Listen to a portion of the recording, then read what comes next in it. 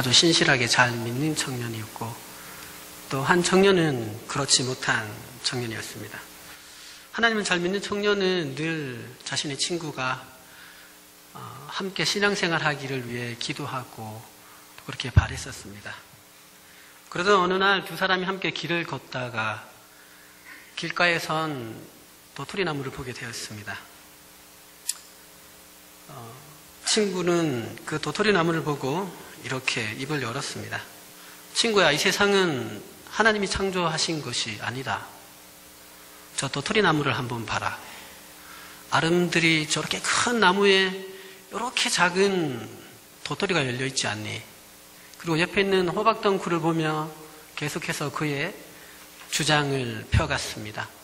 저렇게 연약하고 가느다란 줄기에 왜 이렇게 큰 호박이 달려있니? 하나님이 이 세상을 창조하셨다면 정말 이것이 이치에 맞는 일이니? 라고 친구에게 질문을 했습니다. 그걸 지켜보던 믿음 좋은 청년은 무슨 말을 해야 될지 몰랐습니다. 하나님의 기쁨이신 한인교회 성도 여러분 어떻게 대답하시겠습니까? 그러던 중에 바람에 도토리 하나가 친구의 머리 위에 떡 하고 떨어졌습니다. 그것을 본 순간 친구는 다시 입을 열었습니다. 하나님을 잘 믿는 신실한 친구는 하나님 이 세상을 창조하신 것이 맞다. 만약에 친구의 말대로 저 아름드리 큰 도토리 나무에 호박만한 도토리가 열려 있었다면 너와 나는 이미 머리에 맞아 죽었다. 평소에 여러분들은 작은 도토리에 하나님의 큰 은혜를 생각해 보신 적이 있습니까? 도토리라는 단어와 은혜라는 단어를 연결해서 생각해 보신 적은 있으십니까? 두 청년의 대화를 통해서 우리가 배울 수 있는 것은 도토리 한 알이 작은 것이 우리에게 얼마나 큰 은혜인가 하는 것입니다. 작은 호박씨에서 커다란 호박이 열리고 그것이 우리에게 큰 은혜인 것입니다. 은혜란 거저 받은 선물입니다. 받을 자격이 없는데 아무것도 한 것이 없는데 받는 것을 은혜라고 우리는 말합니다. 오늘 본문은 포도원의 주인이신 주님께서 품꾼들을 불러 일을 시키시고 그 싹을 한 데나리온씩 나눠주는 은혜의 사건입니다. 본문에 보면 포도원 주인은 이른 아침에 장터에 나가서 일당을 약속하고 품꾼들을 들여보냅니다.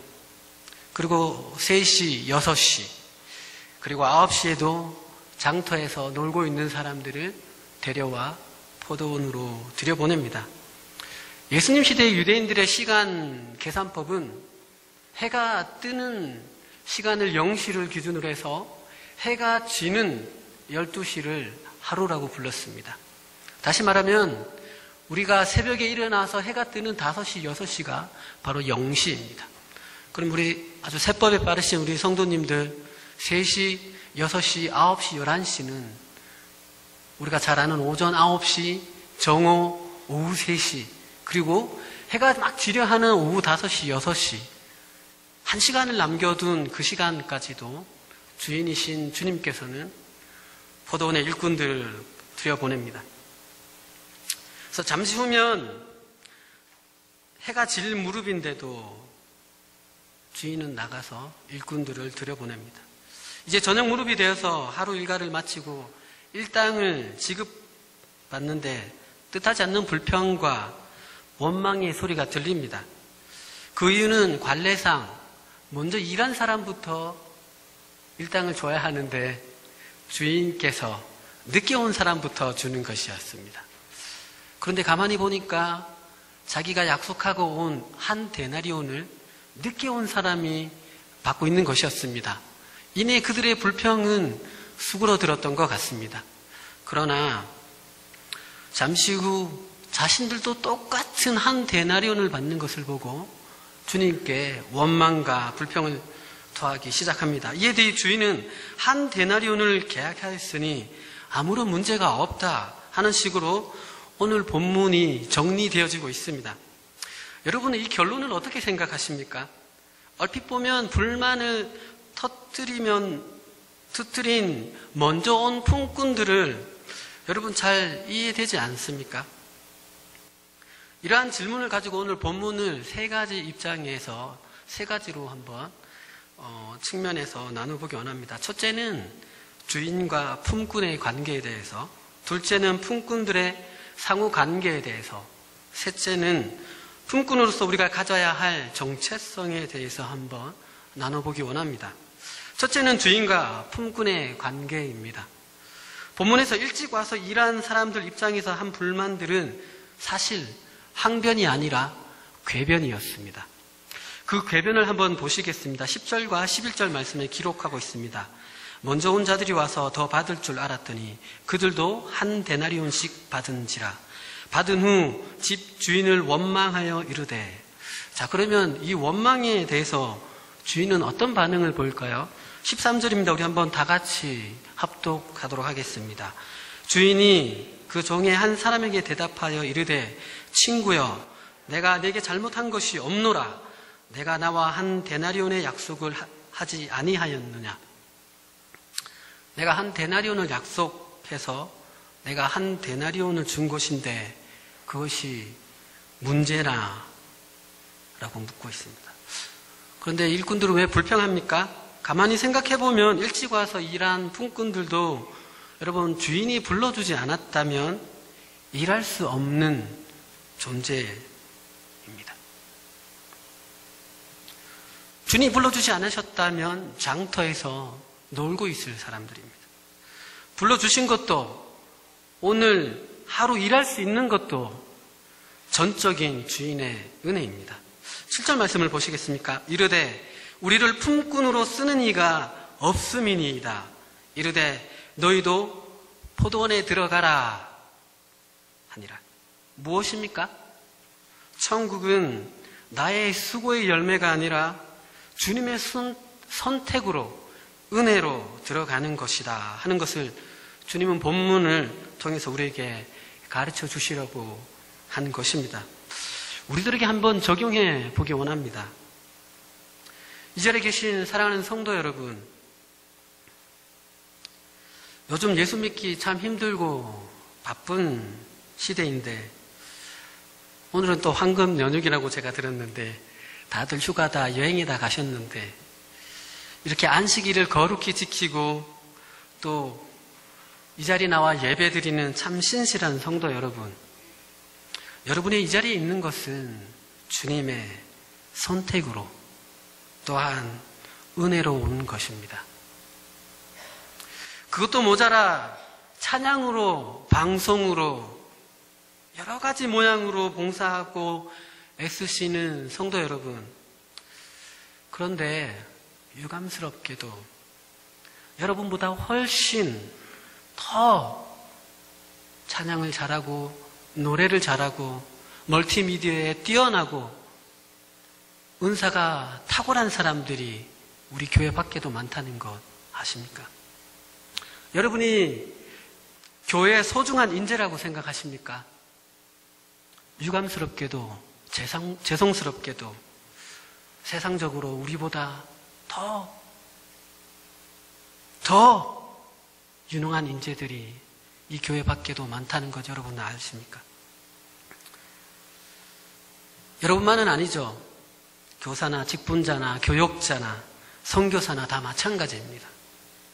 그러면 왜 이 자리에 있는 저와 여러분, 우리 교회는 이 시대의 희망일까요? 그것은 우리들 각자가 가진 지식이나 열정이, 재능이, 우리의 헌신이 우리의 능력에 의한 것이 아니라 주인 되신 주님께서 우리에게 주신 것이기에 가능하다고 하는 그 겸손의 고백이 있기 때문입니다. 내가 한 것이 아니고 우리가 한 것이 아니고 주님께서 하신 것입니다. 혹여나 내가 한 것이 우리가 한 것이 설령 많다 할지라도 오직 우리의 주인이신 주님께서 써주셨기에 부족하지만 할 수 있었습니다. 제가 한 일은 아무것도 없습니다. 이것이 우리들 각자의 고백이 되며 우리 가테말라 한인교회 모두의 고백이기에 우리 교회는 위대한 교회요, 여러분이 하신 섬김과 선교와 봉사와 일은 위대할 수가 있는 것입니다. 우리의 능력이 아니라 하나님의 능력을 믿고 그분의 은혜에 오직 감사하는 성도들이 모여있기에 가능한 것입니다. 그런 의미에서 우리는 겉으로는 하나님의 은혜를 말하며 속으로는 그럼 내가 라고 하는 그런 외식하는 겸손이 아니라 존재론적 겸손이 되어야 합니다. 이 존재론적 겸손이야말로 오늘 본문에서 말하는 품꾼의 태도이기 때문입니다. 그래야 끊임없이 우리는 은혜를 말할 수 있습니다. 하나님의 기쁨이신 성도 여러분, 여러분께서 오늘 이 자리에서 있을 수 있는 것은 전적인 하나님의 은혜입니다. 오늘 본문은 천국의 비유입니다. 천국은 수고의 땀으로 우리가 쌓은 업적으로 들어가는 것이 아닙니다. 수고의 땀으로 천국으로 들어간다는 그런 생각을 했던, 그렇게나 주님께서 혐오하셨던 바리새인들의 율법주의가 바로 나의 수고와 나의 노력이었습니다. 일 없이 놀아야 하는 우리들을 주인이신 주님께서 섬길 수 있는 기회도 주시고 또 각자에게 달란트도 주셨습니다. 그저 감사해야 할 일입니다. 우리 옆에 계신 분께 같이 인사하기 원합니다. 모든 것이 주님의 은혜입니다. 두 번째 본문은 품꾼들과의 관계에 대해서 좋은 가르침을 주고 있습니다. 오늘 본문에는 이른 아침부터 포도원에서 일한 자들이 있었습니다. 그들이 보기에 늦게 와서 일하고 똑같은 돈을 받아가니까 불평한 것입니다. 그러나 그것이 잘못된 이유는 방금 우리가 본문을 통해서 살펴본 대로 오직 주인의 은혜에 의한 것이기 때문입니다. 이른 아침에 선택받지 못했다면 오전 9시, 정오, 오후 3시, 그리고 해지기 전 일한 종들이 있었습니다. 우선은 주인의 배려와 사랑을 생각해 볼 수 있습니다. 주인 입장에서는 필요한 모든 품꾼들을 한꺼번에 해 뜨는 0시에 모두 데려와서 해지는 시간에 일을 마치고 똑같은 품삯을 나누어 준다면 그것이 가장 합리적인 선택일 것입니다. 그럼에도 불구하고 9시에도 나가고 정오에도 나가고 해지기 1시간 전에도 나가서 사람을 데려옵니다. 이것은 사랑 많으신 주님의 모습이죠. 여러분, 오늘 본문을 잘 살펴보면 이른 아침부터 일하지 못하고 오후 늦게 정오에 일하는 선택을 받은 자들은 여러분 한결같이 장터에 있었습니다. 장터는 놀이터가 아닙니다. 놀려고 마음먹었다면 놀기 좋은 곳이 많았을 것입니다. 그들도 아침 일찍부터 주인의 선택을 기다리며 여기저기 이제나 저제나 나를 데려갈 주인을 찾고 있었던 것입니다. 일하고 싶어 일찍 나왔으나 선택받지 못한 사람들입니다. 그러나 일하지 않으면 하루벌이가 없으면 살아가기 힘든 품꾼들이기에 가능성이 별로 없지만 늦게까지 혹시나 하는 마음으로 기다리고 있었던 것입니다. 우물쭈물하면서 그곳에서 처량하게 선택받기만을 기다렸던 사람들입니다. 밥벌이도 못하는 사람들, 다른 곳에 갈 능력도 없는 사람들, 소외된 사람들입니다. 그러다가 사랑 많으신 주님께 선택을 받아 일하게 된 자들이죠. 얼마나 감격했겠습니까? 세상에 이렇게 늦게도 우리를 써주시다니 하며 일을 했을 것입니다. 사실 늦게 시작한 일이기에 열심히 일했을지라도 새벽부터 와서 일한 사람들의 양을 따라가지는 못했을 것입니다.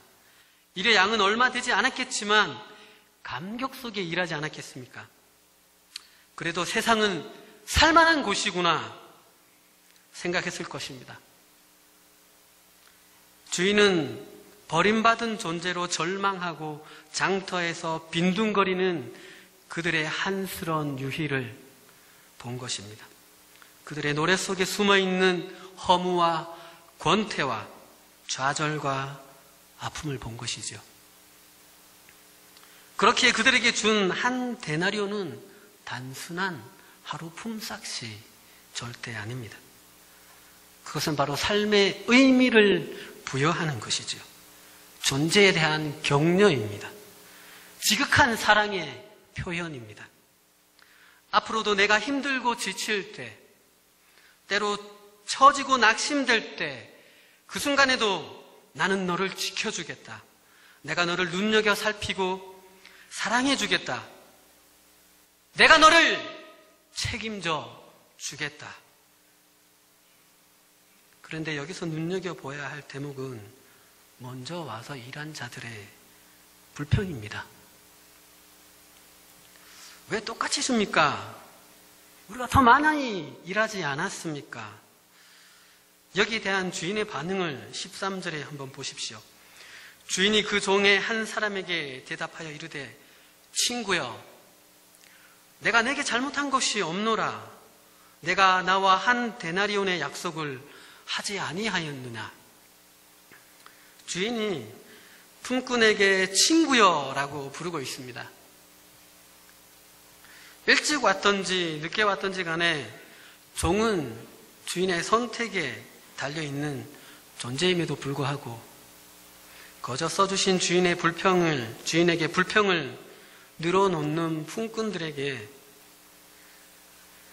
주인은 친구여라고 부르고 있습니다. 그대들이여,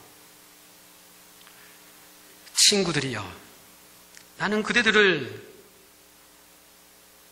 동역자로 여기고 여기서 일하게 했어. 그대들도 그대들보다 더 연약하고 병들어 일하고 싶으나 일할 수 없는 동료들을 친구로 대해줄 수는 없겠어 하는 주인의 마음을 엿볼 수가 있습니다. 그러면서 주인은 결론적으로 16절에 이렇게 말합니다. 이와 같이 나중된 자로서 먼저 되고 먼저 된 자로서 나중되리라. 친구야, 일찍 와서 일했다고 그렇게 두 눈을 부릅뜨고 내게 항의하고 있어. 그대는 알고 보면 내가 선택하지 않았다면 여기 올 수 없는 존재가 아니요.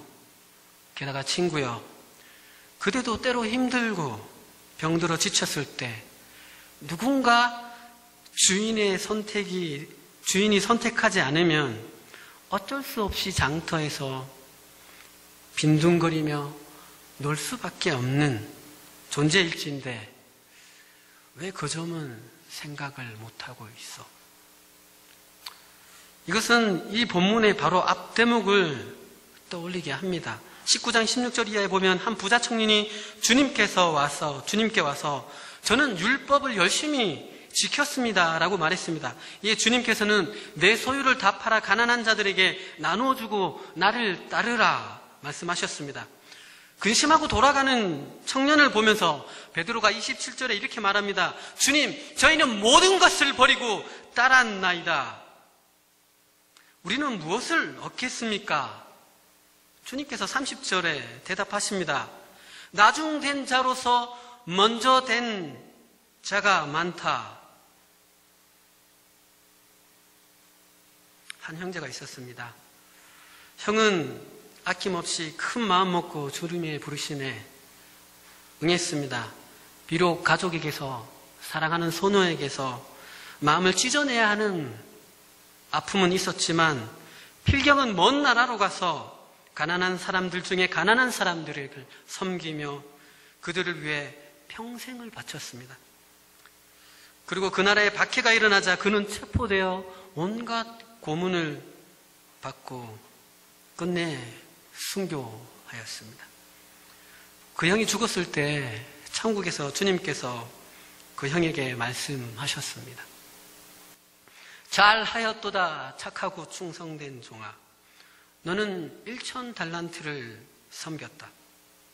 나 이제 너에게 1,000억 달란트를 상급으로 내리노라. 나의 기쁨으로 들어오라. 주님에 대한 응답은 그리 큰 헌신이 되지 못했습니다. 그는 처음 마음먹은 대로 사랑하는 소녀와 결혼해서 행복한 결혼 생활을 하였고 사업에 성공했으며 명사가 되어 또 그것도 부족해서 부자가 되었습니다. 종종 불우한 이웃도 돕고 길거리에 거지에게 동량도 주고 처자식을 자상하게 돌보기도 했습니다. 더러 약간의 돈을 먼 나라에 있는 형에게 성교비로 보내기도 했습니다. 형, 그곳 불쌍한 사람들을 위해서 형이 하는 일에 조금이나마 도움이 되기를 바랍니다 하는 편지와 함께 말입니다. 그가 죽어 하나님 앞에 섰을 때 주님께서 그 동생에게 이렇게 말씀하셨습니다. 잘하였도다 착하고 충성된 종아, 너는 나에게 10달란트를 섬겼다. 그러나 나는 너에게 1,000억 달란트를 상급으로 주리라. 나의 기쁨으로 들어오라. 아우가 자기와 똑같은 상급을 받는다는 말씀에 형은 잠은 놀랐습니다. 그러나 이내 기뻐했습니다.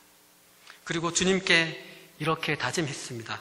주님, 혹시 제가 다시 태어나 한평생을 거듭 살게 된다 하더라도 제가 주님을 위해 했던 그대로 똑같이 행하겠습니다. 그러면서 형제는 서로를 바라보며 행복한 미소를 지었습니다. 동생도 하나님께서 선교사에 달란트를 주셨는데 그것을 욕심으로 버리고 포기했다는 것이 아니라 동생의 달란트는 형의 달란트와 달랐다는 것이죠. 하나님은 자신의 달란트대로 잘 산 두 형제에게 똑같은 1,000억 달란트를 상으로 주셨습니다. 그렇다고 해서 우리 모두가 쉽게 안주하고 어려운 봉사를 하지 말라는 말씀은 아니죠. 자신이 받은 사명대로 열심히 봉사하라는 것, 자신보다 잘하는 사람, 훌륭한 사람, 그 신앙의 인물들을 통해서 자극받는 것 얼마나 좋은 일입니까? 형의 태도를 다시 한번 나누기 원합니다. 아우가 자기와 똑같은 상급을 받는다는데 형은 잠은 놀랐다. 그리고 이내 기뻐했다. 그리고 주님께 이렇게 말했습니다. 주님, 제가 혹시 다시 태어나 한평생을 거듭 살게 된다 하더라도 제가 주님을 위해 행했던 그대로 똑같이 행하겠나이다. 옆에 계신 분들과 이렇게 인사하기 원합니다. 주님 안에 사랑합니다.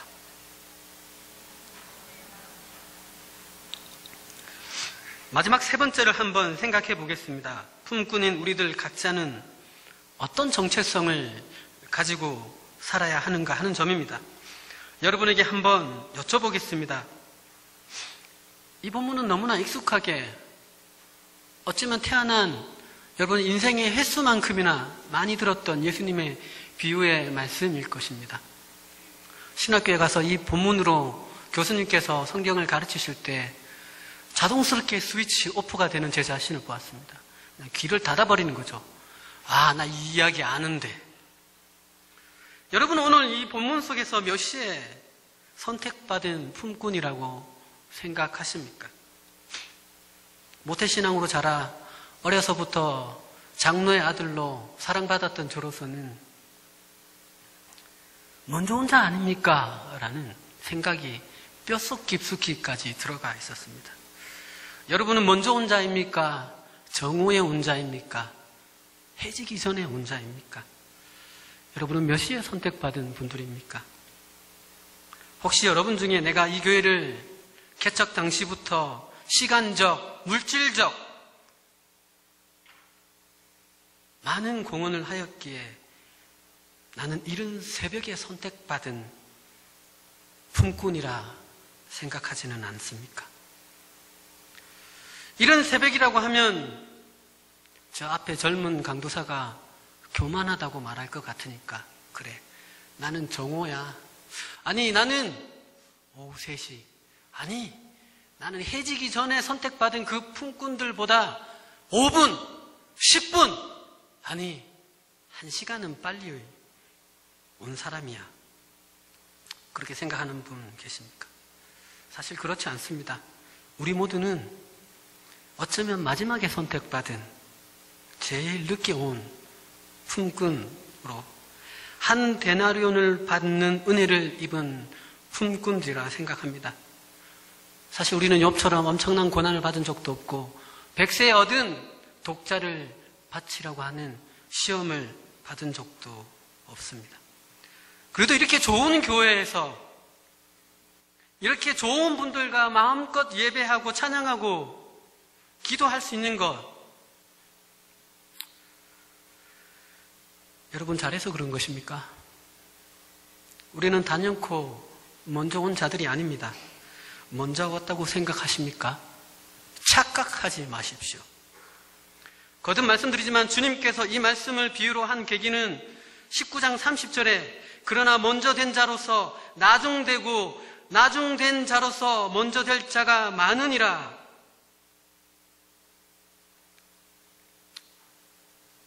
그리고 이 주제는 저희가 오늘 읽었던 본문 20장 후반절에 계속되어지고 있습니다.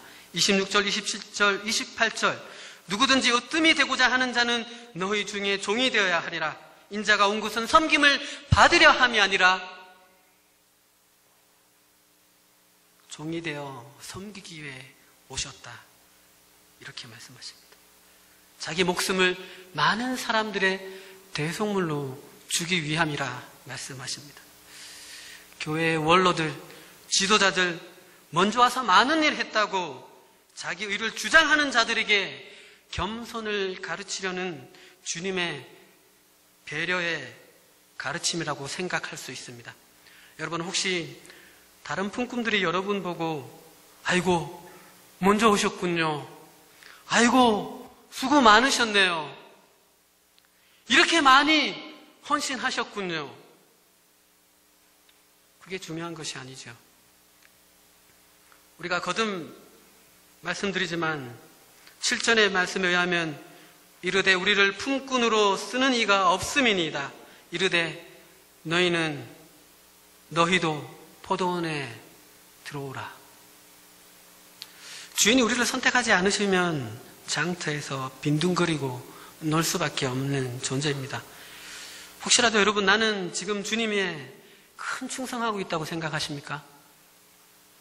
가만히 다시 생각해 보십시오. 과연 얼마나 여러분은 주님 일을 최선을 다해 하고 있습니까? 많은 일을 하고 있다. 그러나 사실 주님 베풀어 주신 구원과 그 은혜에 비하면 우리의 수고가 얼마나 되든지 간에 그것은 아주 작은 부분에 불과합니다. 본문의 말로 하면 우리 모두는 이 자리에 나올 자격을 갖추지 못했는데 1시간밖에 일하지 못한 종이었음에도 불구하고 주님께서 은혜를 베풀어 주셔서 이 자리에 나올 수 있었던 것입니다. 그것 아닙니까? 우리 모두는 가장 늦게 온 자들입니다. 한 데나리온 거저받았습니다. 이제 우리의 할 일은 거저받은 은혜의 선물에 대해서 주인 되신 주님께 감사하며 그 기쁨을 함께 나누는 일입니다. 이 자리에 계신 교회 재직 그리고 우리 선교사님 여러분, 혹시라도 여러분 주님 저는 그래도 나중에 온 자보다 조금 빨리 온 것 같다 생각하십니까? 그렇게 생각하진 않으십니까? 이 점은 앞에서 설교하는 설교자인 목회자 후보생인 저도 마찬가지라고 생각합니다. 우리 모두의 정체성은 가장 늦게 온 품꾼들입니다. 사실은 가장 일찍, 가장 먼저 와서 가장 열심히 일해야 하는 우리가 적어도 두 번째는 와서, 아니 세 번째는 와서 다른 품꾼들보다 더 열심히 섬겨야 하는 우리가 조금 빨리 왔다고 어깨에 힘주지 않습니까?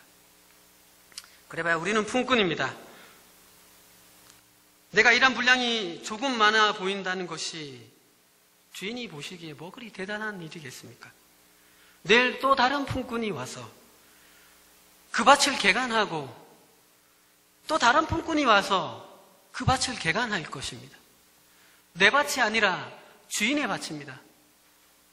주인의 밭에서 수확이 잘 되면, 그래서 설령 주인이 잘했다 칭찬하더라도 아닙니다 주인님, 주인님께서 저를 품꾼으로 써주셨기 때문에 그렇습니다. 이것이 바로 바른 품꾼의 태도인 것입니다.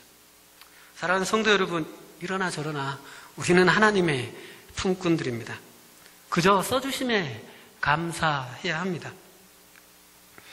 그리고 품꾼들 중에도 우리는 참 부족한 품꾼들입니다.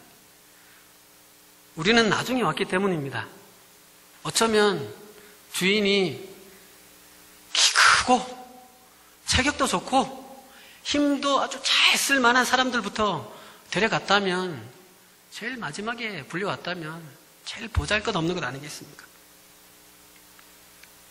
지금 한국교회는 품꾼의 자기 정체성을 잃어버려 성도들과 또한 많은 세상 사람들에게 손가락질이 되고 있습니다.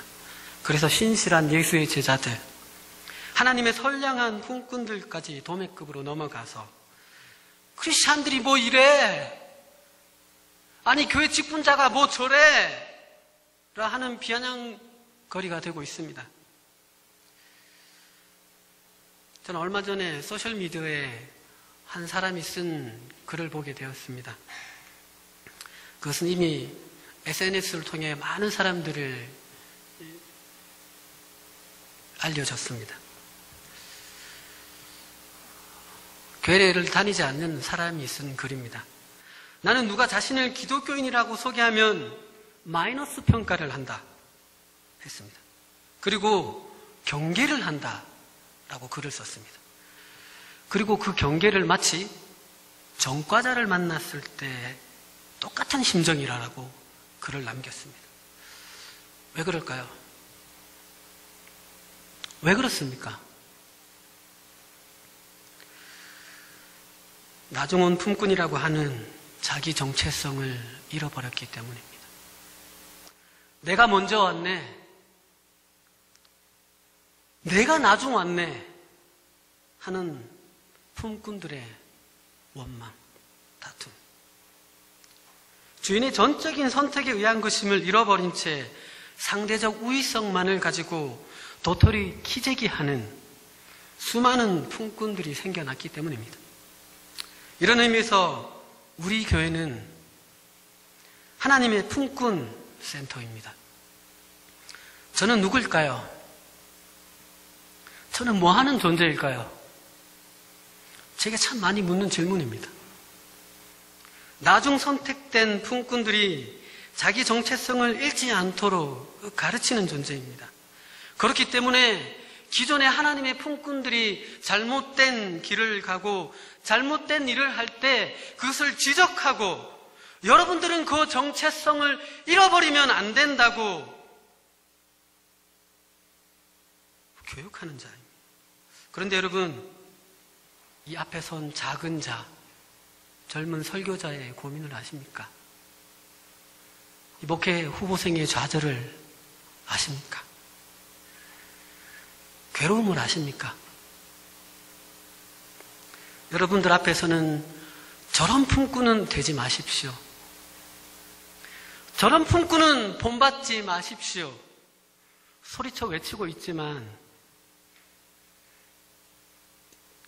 그 부끄럽고 그 슬픈 모습이 바로 저의 자화상이기에 부끄럽고 슬프고 아플 수밖에 없습니다. 제 모습이라서, 바로 나의 치부라서, 나의 감추고 싶은 비밀이라서 말하고 싶지 않으나, 여러분들만이라도 앞으로 주님 앞에 섰을 때 주님이 흐뭇하게 여기실 품꾼으로 바로 서게 하기 위해서 말할 자격이 없으나 말할 수밖에 없는 것, 그것이 설교자의 운명입니다. 그래서 설교자에게도 하나님의 은혜가 필요합니다. 주님의 은혜가 없이는 이 일을 해낼 수가 없기 때문입니다. 교회 재직을 맡으신 우리 항존직, 또 우리 선교사님 여러분에게도 하나님의 은혜가 필요하지 않습니까? 그래서 설교자뿐만 아니라 저와 여러분의 모든 정체성은 은혜라 생각합니다. 그 은혜가 전제될 때 성도 한 사람 한 사람의 삶 속에서 승리케 하시는 하나님의 열매가 맺을 수 있기 때문입니다. 제게 가르침을 주셨던 수많은 교수님들과 목회자분들, 목회길을 먼저 가셨던 우리 선배 목사님들께서 그렇게 가르쳐 주셨습니다. 저는 비단 설교자만 그런 것이 아니라 생각합니다. 교회 내에서 각 부서의 자리에서 교사로, 또한 여러 모양으로 섬기는 모든 분들이 같은 맥락에 있다고 생각합니다. 우리 모두는 은혜 없이는 단 한순간도 살 수 없는, 살아갈 수 없는 존재입니다. 사랑하는 여러분, 고맙습니다. 이곳 한인교회에 오셔서 고맙습니다. 이곳 한인교회 교인이어서 참으로 고맙습니다. 여러분의 헌신 때문에 과테말라는 물론 중미와 한국교회의 희망을 봅니다. 그러나 여러분 하나님의 품꾼의 정체성을 가지고 열심히 일해 주십시오. 죽도록 충성하십시오. 여러분의 평생 다하도록 여러분의 정체성을 잊지 마십시오. 우리의 정체성을 잃어버리는 순간 우리는 더 이상 하나님의 품꾼들이 아닙니다. 어쩌면 품꾼 주제에 주인 노릇하는 싹꾼이 될 것입니다. 참으로 무서운 일입니다. 끝으로 우리보다 좀 더 일찍 하나님의 품꾼의 삶을 걸어가신 아름다운 하나님의 품꾼 사도 바울의 고백을 한번 들어보겠습니다. 저와 여러분들도 사랑하는 여러분의 가족, 자녀, 친지, 또 믿음의 후배들에게 이런 말을 남길 수 있으면 참 좋겠습니다. 나는 사도 중에 가장 작은 자라. 나는 하나님의 교회를 박해하였으므로 사도라 칭함 받기를 감당하지 못할 자니라. 그러나 내가 나의 나된 것은 하나님의 은혜로 된 것이니 내게 주신 그의 은혜가 헛되지 아니하여 내가 모든 사도보다 더 많이 수고하였으나 내가 한 것이 아니요 오직 나와 함께 하신 하나님의 은혜로라. 이 사도 바울의 신앙 고백을 우리 종교개혁자 또 장로교회 가장 큰 뿌리를 두셨던 존 켈빈은 5대 강령이라고 하는 강령으로 이 하나님의 은혜를 가르쳐 주셨습니다. 오늘 우리가 함께 나누었던 이 비유와 사도 바울의 이 신앙의 고백은 켈빈의 5대 강령으로 짧게 정리함으로 설교를 마칠까 합니다. 이것을 우리는 튤립이라고 많이 기억하게 되는데요. T는 튤립, 우리 꽃 아시죠? 예쁜 꽃, 튤립이라고 우리가 외우면 좋으신데요. Total depravity, 전적 타락. 전적으로 타락한 우리 인생들은 irresistible grace, unconditional election, 조건 없는 선택과 저항할 수 없는 은혜로 하나님의 포도밭에 품꾼으로 우리를 사용하고 계신 것입니다.